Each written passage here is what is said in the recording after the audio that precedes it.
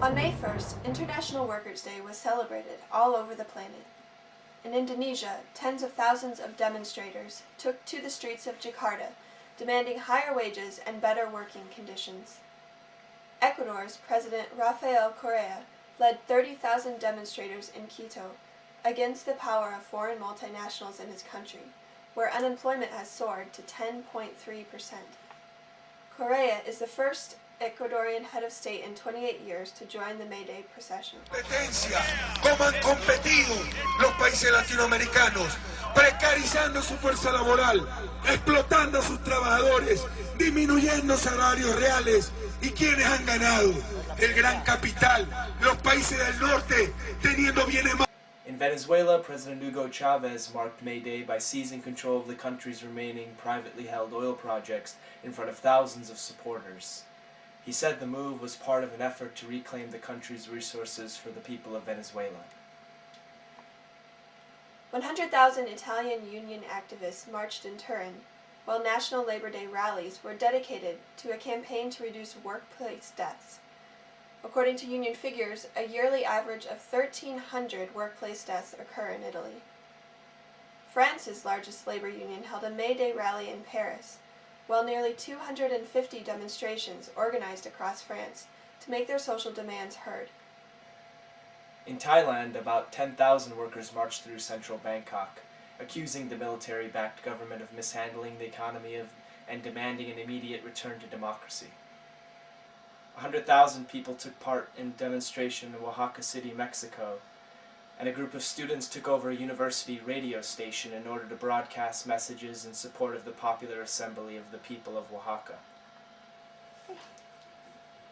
History was made in the South Korean city of Changwon when 2,000 workers, including 60 from North Korea, joined together during a reunification rally. It was the first time since the Korean War that North Korean workers had visited the South for the annual Labor Festival. Elsewhere, things did not go so well. In Manila, riot police blocked thousands of protesters who tried to march toward President Gloria Arroyo's palace to demand higher wages and her removal from office for unresolved accusation of vote rigging and corruption. In Chile, around 10,000 protesters were dispersed with tear gas and water tanks. Police arrested a dozen.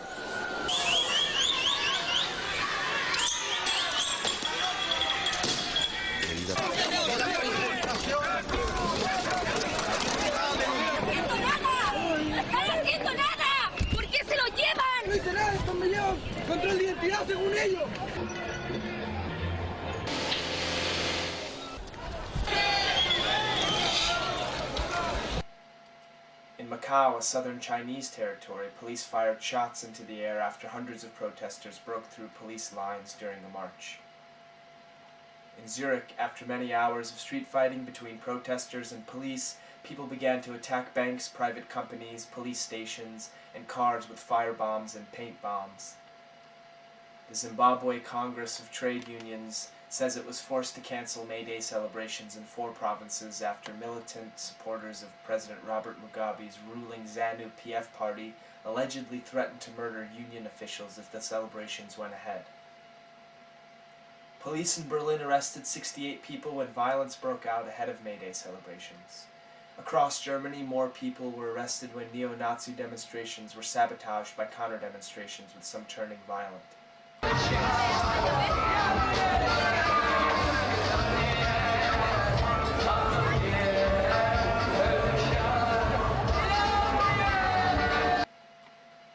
Similarly, in the Czech Republic, a clash between right-wing extremists and anarchists led to the arrest of dozens of people in Prague.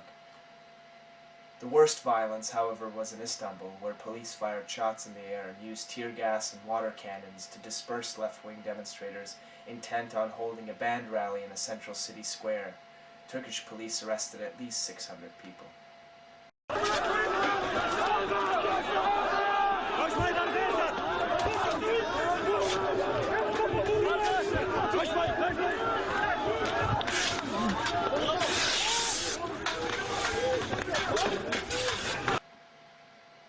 For some, there was cause to celebrate. Kenyan President Mwai Kibaki promised free education in public secondary schools starting next year, following on his reintroduction of free primary education.